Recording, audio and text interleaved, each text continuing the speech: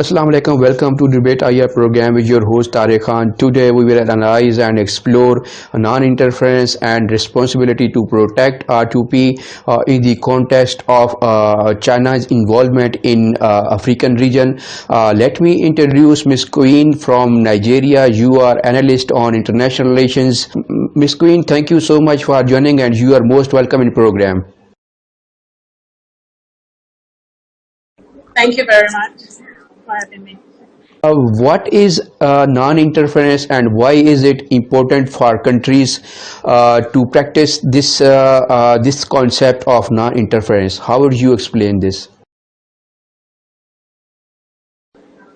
Thank you very much. That's a good question. I think the way a country sees non-interference determines how they interpret it. So to some people, non-interference is it's refraining from involving yourself in the domestic affairs of another country. Now, but to some other people, it's refraining from interfering in the domestic affairs of another country without being invited. In other words, if the country invites you in, then it's okay to interfere in their affairs. And generally, I think basically some people don't understand that based on diplomacy, countries are allowed to a certain extent some level of involvement with other countries, which some might tag as interference. Because if we say every kind of interaction between two countries are sort of interference, then there is really no point for having diplomacy. So to an extent, sometimes it is very much okay for countries to have a little bit of involvement, because even the Vienna Convention allows for diplomats in certain countries to, use every means possible to promote every means legally possible, I beg your pardon, to promote the interest of their home country in the host country. So yeah, to some people, if you define non-interference as being the refraining from involving in the domestic affairs in another country, you might see that as being as a form of interference. But if you define it as refraining from involving in the affairs of other country without being invited, then you won't see that as interference. So basically, that is what non-interference is. When you're not invited and you involve yourself, then that is interfering. But if situations or the country, which is the host country, actually invites you to involve yourself a little bit in their affairs, then that is not interference.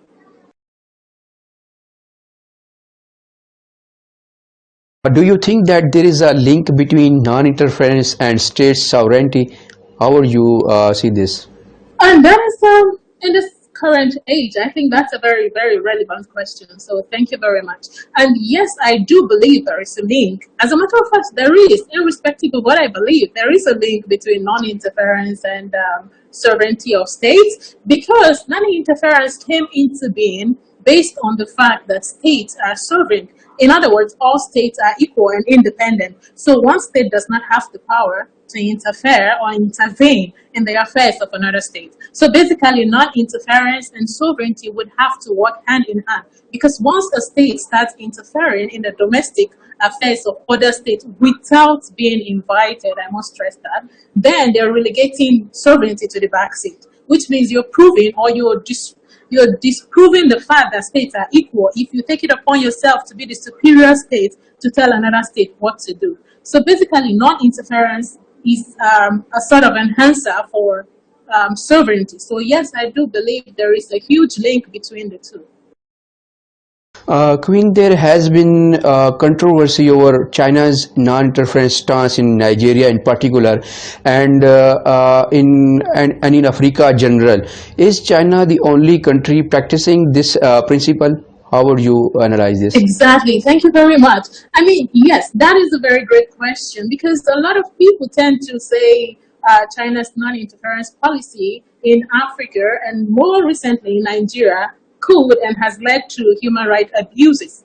But the truth is, China is not actually the only country practicing non-interference. As a matter of fact, if we trace it back, non-interference was one of the reasons why USA, the United States, delayed its involvement in the world wars. That is World War I and World War II. That was one of the reasons it didn't want to interfere in those affairs. And China is even enshrined in the United Nations, as a matter of fact. So all countries are legally bound to practice it somehow.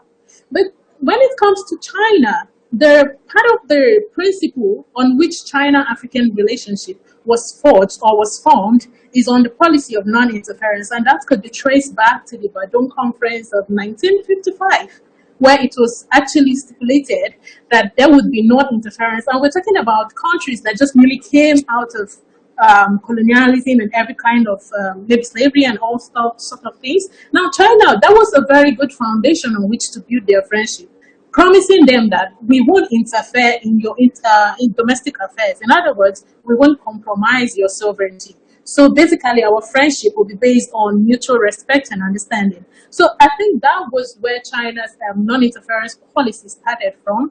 And ever since, even China's joint commune with Nigeria was based on the policy of non-interference. So going back to your question, China is really not the only country practicing non-interference. But where the controversy is coming from, there are two sets of people in this. People I like to call the conservatives and the revisionists. Now the conservatives are saying China, based on its huge investment in very many African countries, and more recently Nigeria, China has a very huge investment in Nigeria.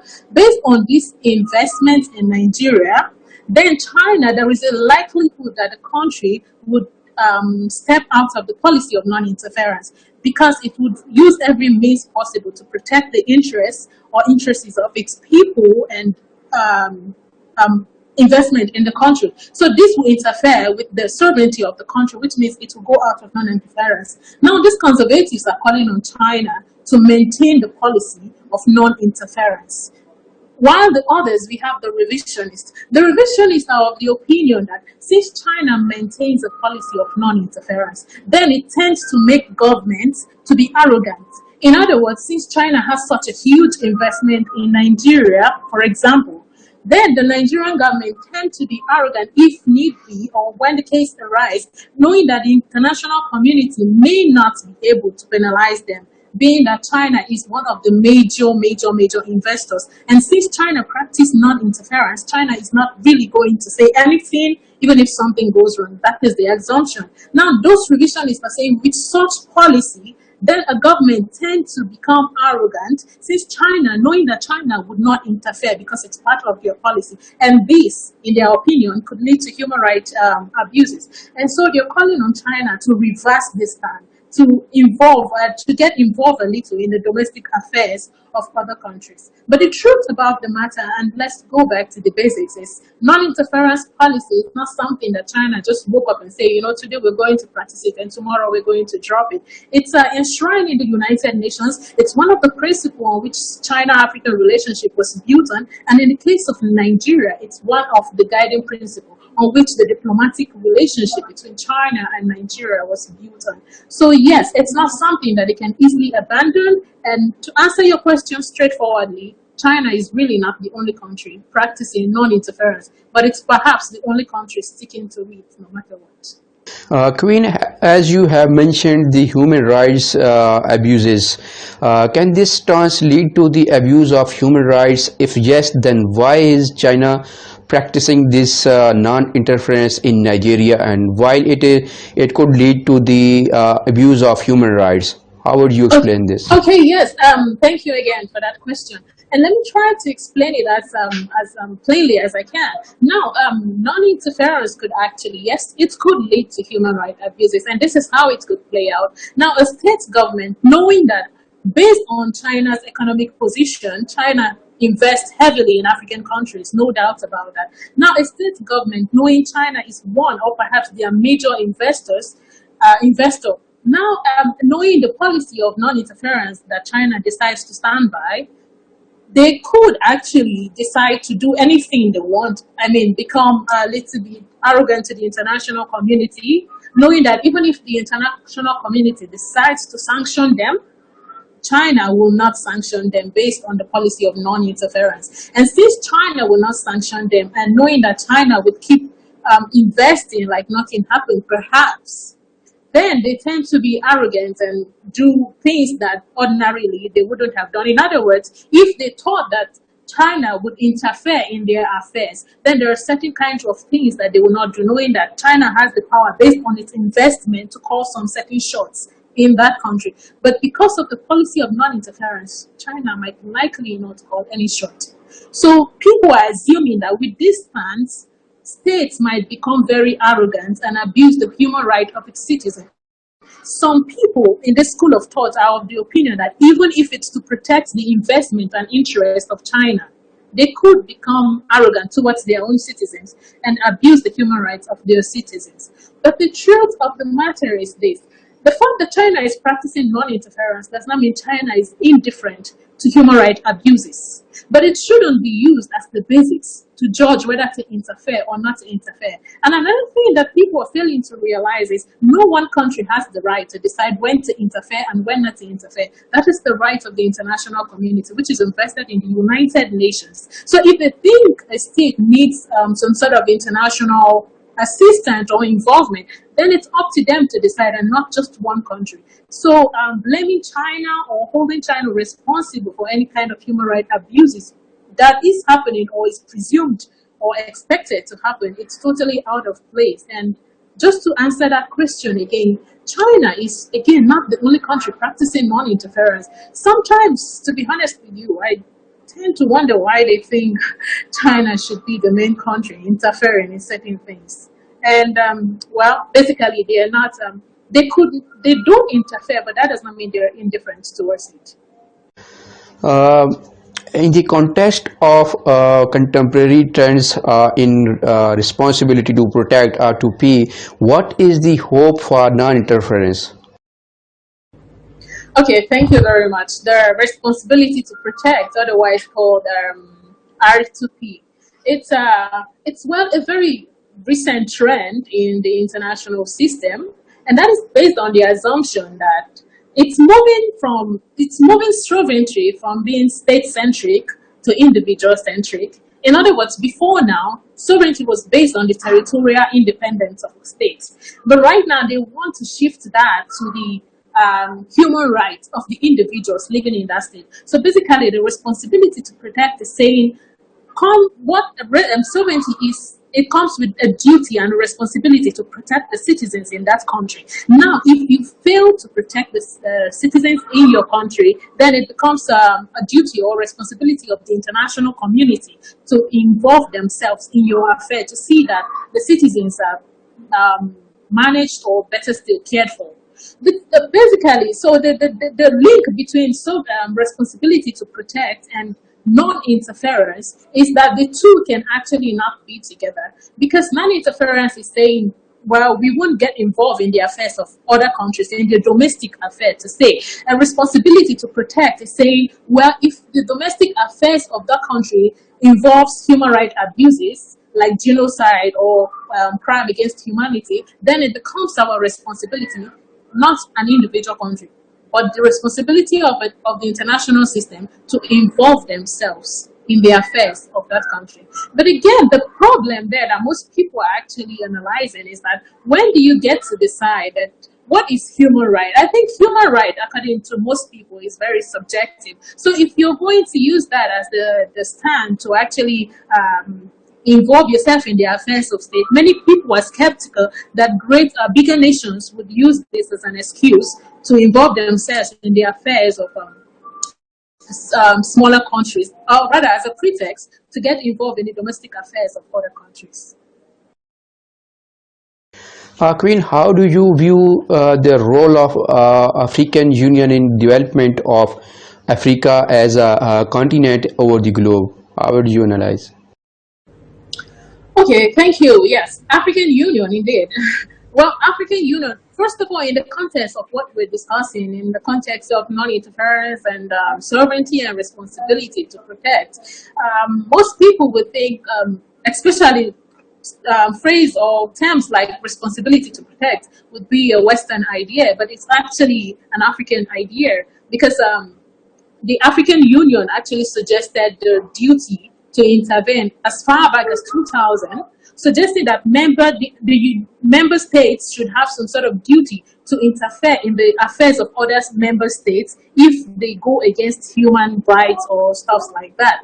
And even Kofi Annan was one of the founders or one of the promoters of the responsibility to protect, saying it is the duty of the international community to actually involve themselves when human rights is being abused. So basically, African Union is it plays a huge role in this, in protecting the rights and interests of its people. And when it comes to development, I think African Union has been doing a lot in unifying Africans and the continent, the countries as well. Because basically, for example, in China, you tend to see a lot of Pan-Africanists. You see Africans coming together in huge number, wanting to build things like African-owned, African-maintained, African, ideas, everything African. And basically, there's this unity that exists right now amongst Africans everywhere. And so I think somehow we can trace that back to African Union because it unites the continent. So by uniting the continent, generally when there is unity, of course, there is prosperity. So I think African Union so far is doing a lot in uniting Africa. But that's not to say there's no room for improvement. Of course, there are lots of things that they can do, but generally I believe they're doing a lot already. And we are proud of the union we have so far. Queen, how would you analyze the overall role of China in African development? And recently, Pakistan has started Pakistan's Africa policy. Do you think that there is a common perception and the ways of collaboration of China and Pakistan together in the African continent? How would you see this? Thank you very much for that question. First of all, China's involvement in Africa is built on mutual understanding, and it's a win-win relationship. Yes, that has already been established. And so I think Africa stands to gain a lot by relating with China. And of course, they have a lot to offer China as well. But one thing I think we can actually start to work on, and based on my profession, is the fact that language is a huge barrier. When there is a gap, when there is a breach, when there is a barrier, there's a misunderstanding, when the languages are not the same, there tend to be that confusion, there tend to be that mistrust. And that is one of the problem, one of the hiccup in China-African relationship. So that is an area that they might actually both want to look at. Now, it is not enough to translate a Chinese document into English, because most African countries speak English, or into French. But it is very important to translate those documents into African-friendly English, because the English we speak in Africa is way different from the English they speak in the United States and, say, UK. This is a concept that most people don't seem to understand. Now, until we're able to achieve this, there might always be that, that little bit of line between China-African relationship, line of mistrust and misunderstanding, based on the fact that there is a language barrier, no doubt about it. So the part I'm proposing to promote China-African relationship, there will need to be a conscious effort to translate most documents into friendly language to both sides. Of course, with globalization, the world is becoming more and more united, right? So there is that opportunity for all countries to work together, yes? And then when you talk about China and Pakistan, I think there is actually a great opportunity. Like the Badon conference I mentioned, I think Pakistan was a participant in that conference. And Pakistan is also a signatory to the whole principle of non-interference. So when it comes to Africa, as you know, I think probably Africa is one of, maybe I'm being biased here, but Africa is probably one of the most friendly continent you can ever be. So yeah, I think basically Pakistan can actually have a role to play in Africa alongside China. Talking about the BRI, Belt and Road Initiative, right? So yes, I think Pakistan and China can actually play a role in Africa, in the development of Africa, and generally in the unity of the international system. Queen, thank you so much for your valuable and precious analysis on the topic, and thank you so much for your time for our Debate IA program. The honor is mine. Thank you for having me.